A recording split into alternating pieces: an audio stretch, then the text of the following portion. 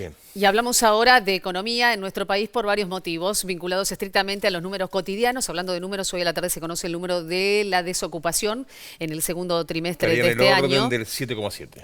Y también de los números que vienen de afuera, por el impacto directo de algunas decisiones que se toman, por ejemplo, en los Estados Unidos, con la baja justamente porcentual de tasas, estamos hablando. Estamos junto a Aldo Abraham. ¿Cómo estás? Muy bien. Bienvenido, Un gusto gracias por estar acompañarnos acá. nuevamente. ¿Cuál es tu primera perspectiva, mirada? Bueno, con respecto a la baja de tasa de interés en Estados Unidos, marca una tendencia que creo que va a continuar también con otros bancos centrales de los países desarrollados, que es aumentar la liquidez, porque la inflación se está acercando, ya está en los niveles que ellos esperaban como normales en sus países, que es 2%, 3% anual, por supuesto, no como acá. Y eso, ¿por qué es importante para la Argentina? Para el resto, por ahí de los países emergentes, es porque hace que más capitales vayan a buscar prestarse o invertirse en esos países ante la baja del rendimiento en los países que son seguros, ¿no? Claro. Buscan países con más riesgo, también más rendimiento para mejorar las ganancias de su cartera. La verdad es que el ingreso de capitales en la Argentina no es su fuerte, más bien somos fugadores de capitales, pero en la medida que la tasa de interés afuera se vuelve menos atractiva, también es cierto que por ahí hay alguna gente que deja de enviar sus ahorros al exterior y eso nos beneficia porque es una forma de disminuir el desfinanciamiento por fuga de capitales que tiene el país y eso hace que la demanda interna sea mayor y nosotros podamos crecer más, ¿no? Recuperarnos más. ¿Lo podemos relacionar con el blanqueo, con esta política de blanqueo de parte del gobierno nacional? Porque en las últimas horas trascendió que se ampliaría la posibilidad de utilizar esa plata del blanqueo para distintas compras, por ejemplo, compras de vehículos, compras hasta de electrodomésticos. Digamos, ¿cómo analiza usted esta política? Sí, yo creo que en la medida que baja la tasa de interés en el mundo, hay más liquidez, también va a haber un incentivo a que vengan más capitales a blanquearse, porque es obvio que en la Argentina, que está muy subinvertida, hace décadas que fugamos capitales, así que eso implica que hemos dejado de invertir en nuestro país, argentinos y extranjeros. Hay muchísimas posibilidades de negocios que si uno ve el país con algún mínimo optimismo, empieza a ser atractivo empezar a blanquear recursos para poder invertir, ¿no? Igual vamos a aclarar que estamos hablando de grandes capitales, no ese tipo de blanqueo, porque menos de $100.000 con la cuenta con el blanqueo que está dispuesto a partir del 1 de octubre, quienes hayan accedido al mismo pueden utilizar el dinero para lo que quieran.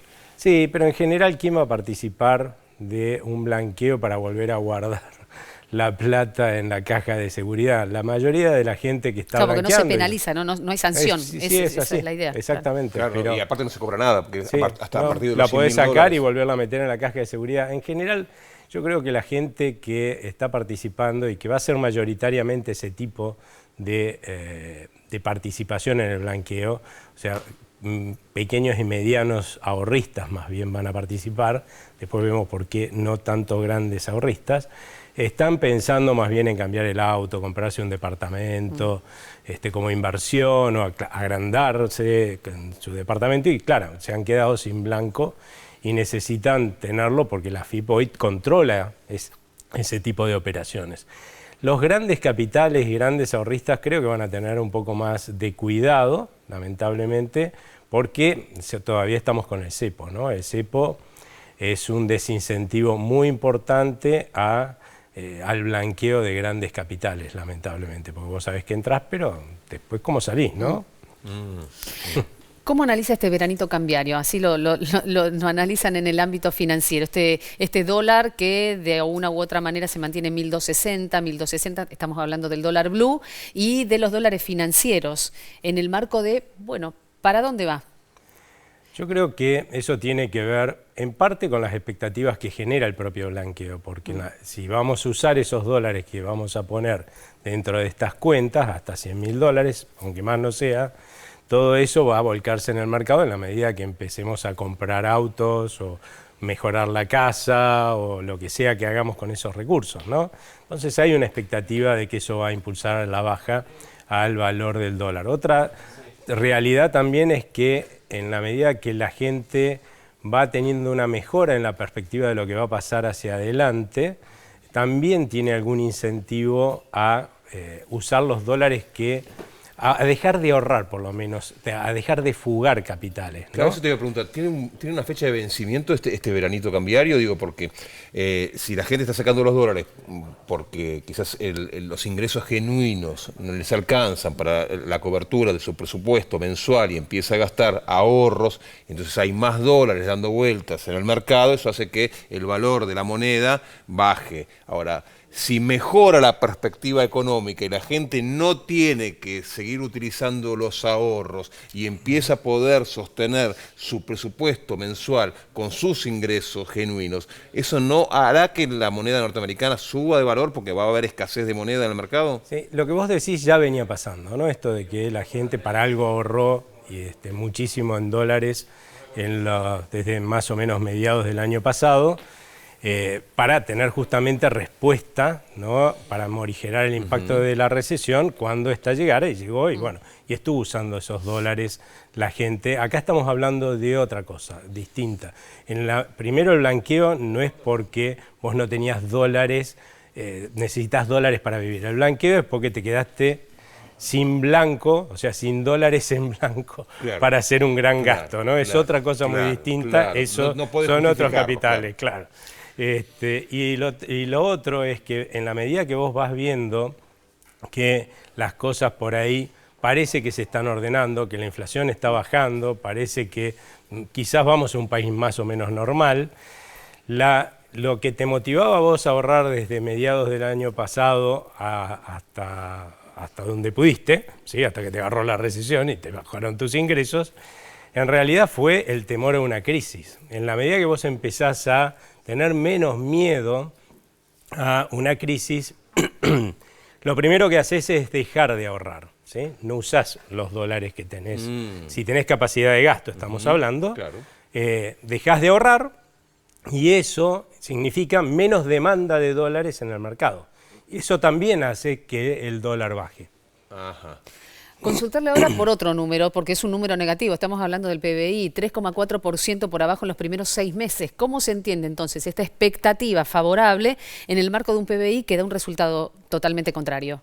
Sí, ya sabíamos que iba a dar mal el segundo trimestre porque hay un indicador que anticipa esto, que es el estimador mensual de actividad, así que sabíamos que no había empezado a recuperarse la economía en el segundo trimestre, pero ahora en julio y lo que se va conociendo de agosto estamos empezando a ver indicadores de recuperación económica. ¿Qué pasa, por ejemplo, con el sector automotriz? Que desde algunos sectores económicos se lo planteaba como un sector que había tenido un panorama bastante negativo, pero desde otro lugar decían, no, en realidad no fue bien tomado el número, no fue bien medido.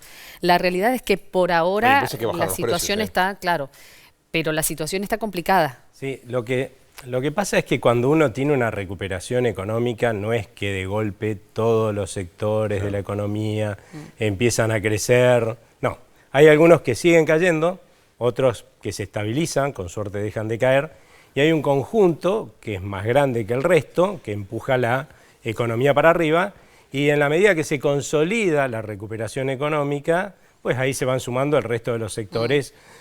Lo mismo pasa con los salarios, es cierto que hace 5 meses que se vienen recuperando el poder adquisitivo de los salarios, pero también es cierto que algunos sectores por ahí ni la vieron, claro, y siguen perdiendo poder adquisitivo, ¿no? ¿Qué papel va a jugar, te imaginas vos, ¿no? Podremos hablar del presupuesto, ¿no? De las explicaciones que van a tener que ir a dar y contar un poquitito más allá de la mirada política que dio el presidente de la Nación el domingo pasado, que fue bastante claro, ¿no? Sobre el rumbo. Sí. La negociación con el fondo, todo indicaría que ya está el dinero, los 1.500 millones de dólares para el primer vencimiento durante el verano. ¿Hay alguna perspectiva el cambio de negociador? El viaje del presidente y Caputo en las próximas horas a Estados Unidos, si bien van a la Asamblea de Naciones Unidas y no hay una reunión prevista con el FMI, todo indicaría que puede haber algunas conversaciones. ¿Hacia qué camino vamos y en qué nos puede beneficiar eso?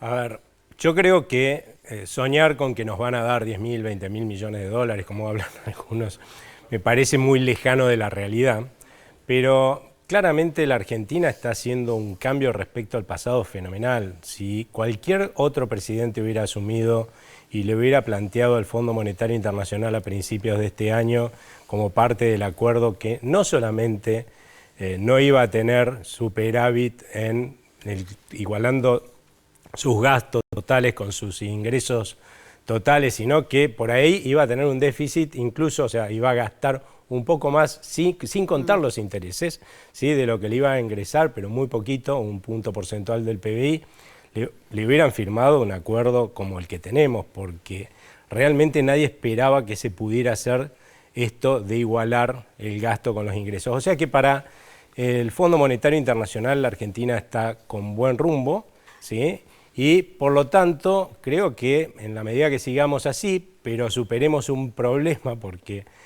el cepo es un problema para el Fondo Monetario Internacional. En realidad es un problema para los argentinos porque demora la reactivación, ¿no?, y hace más lenta esa recuperación económica, pero bueno, el Fondo Monetario Internacional tampoco le gusta, entonces probablemente exija algún tipo de pauta de salida pronta antes de firmar un nuevo acuerdo y nos refinancien los vencimientos que tenemos hacia adelante, que ya no se refinancian más. Le preguntamos entonces si este tuit que acaba de publicar Luis Caputo, el ministro de Economía, tiene como destinatario al Fondo Monetario Internacional. Da cuenta que el sector público nacional registró superávits primario y financiero en el mes de agosto y aclara, entre otras cosas, que en los primeros 8 meses del año se acumula un superávit del 1,5% del PBI. Habla también de lo que implica mantener el déficit fiscal a resguardo y habla de recursos destinados a la asignación universal para la protección social. ¿Es este un mensaje para adentro o es un mensaje para afuera teniendo en cuenta el viaje a los Estados Unidos? Yo creo que es para afuera, pero también por lo que dice